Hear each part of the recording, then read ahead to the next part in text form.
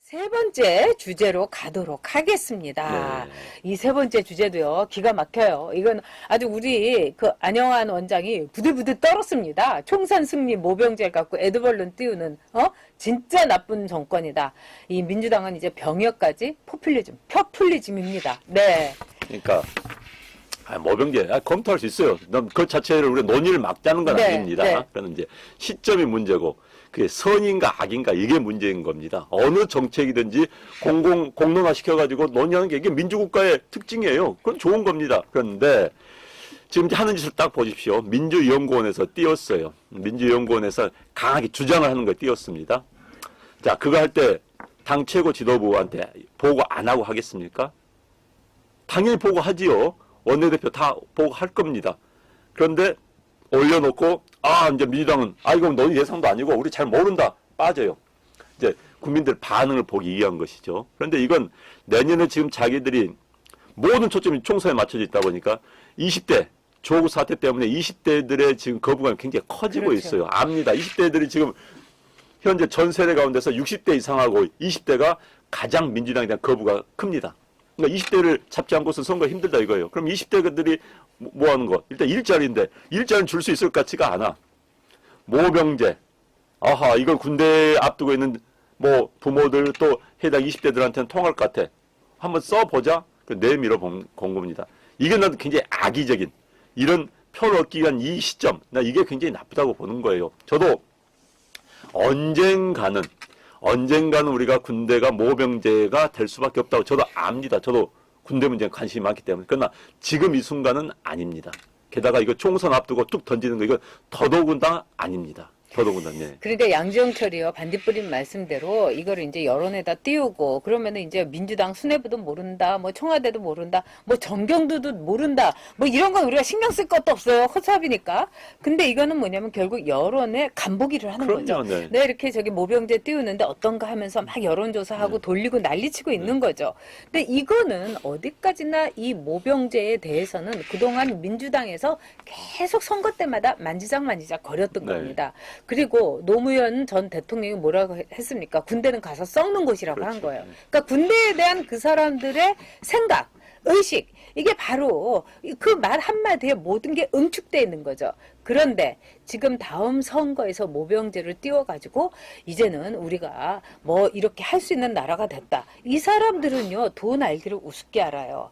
지금 우리나라의 군대의 경우는 여러분 3분의 1이 인건비입니다. 3분의 1이요. 근데 지금 이제 고등학교를 졸업해가지고 말하자면 모병제를 해서 군인들을 모집을 하게 되면은 전에는요, 180만 원에서 200만 원 정도의 급료를 계상을 했습니다. 그래서 그때 나온 게 10조예요. 10조. 10조로 더 써야 되는 거예요. 근데 지금 이번에 민주당의 연구원에서는 300만 원을 얘기를 한다는 거예요. 응? 그러면은 13조에서 14조까지. 그리고 이 비용이라는 건 뭐 교육 비용이라든가 이 사람들에 대해서 드는 뭐 기타 재반 비용은 월급 빼놓고는 다 저기 계상을 안 한 거예요. 그러면 그것까지 하면은요, 20조도 훌쩍 갈 수가 있는 겁니다.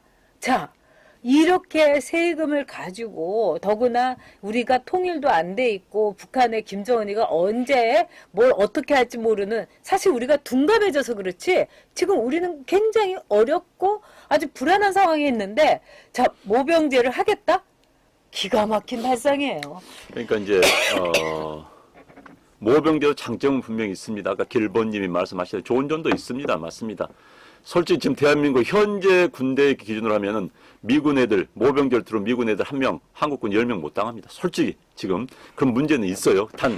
지금 이 시점에 우리 재정 문제, 게다가 미국과 우리는 모병제의 군에 대한 시각이 다릅니다. 방금 대통령이 군에가 있는 것을 썩는 것으로 이야기하는 나라.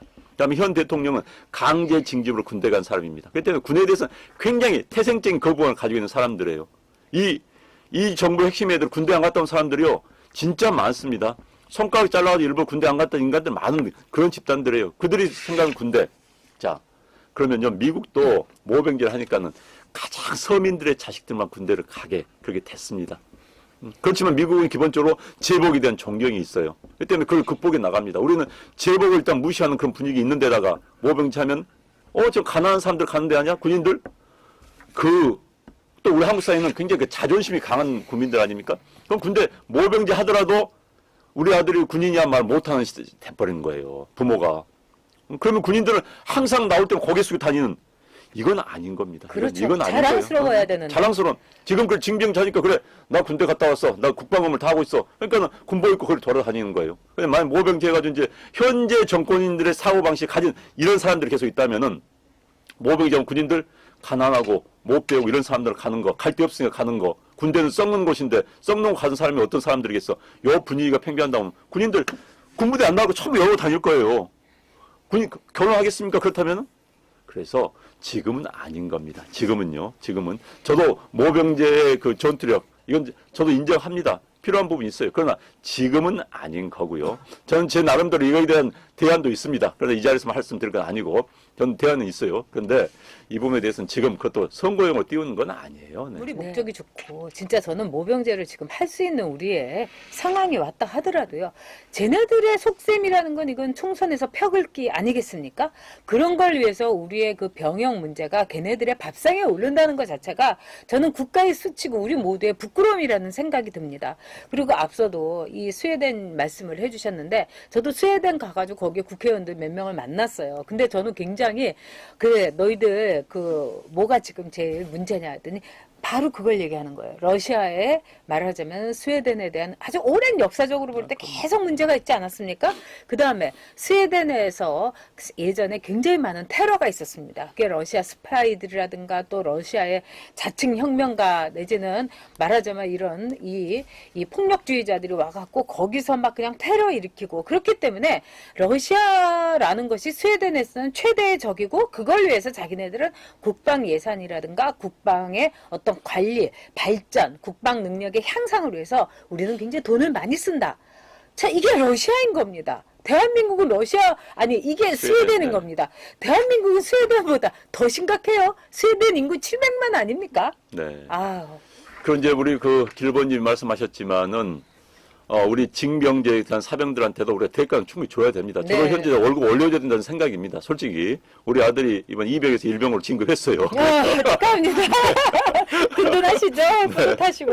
예. 그래서 이제 군대에 대해서 유난히 또 관심이 예. 많습니다. 좀 따라 많이 이제. 그렇죠. 예, 그런데 어쨌든 지금 이 순간 모병제를 가지고 이거 장난질입니다. 네. 이게 그게 아니잖아요. 정정당당히 토론 한번 해봅시다. 그렇죠. 그렇게 덤벼들어야지. 딱 해갖고 우리는 몰라. 이게 말 됩니까? 얘들 가지고 장난하는 겁니까? 게다가 지금 이제 북한과의 관련해서 저는 우리 헌법이 국민의 4대 의무를 이야기하고 있습니다. 우리는 초등학교 때 배웠잖아요. 국방의 네. 의무를 배웠지 않습니까? 그래서 대한민국 남자라면 자신있게 저 41개월 근무했습니다. 군대에서. 41개월 근무했어요. 그래서 저 자신 있습니다. 누구한테라도.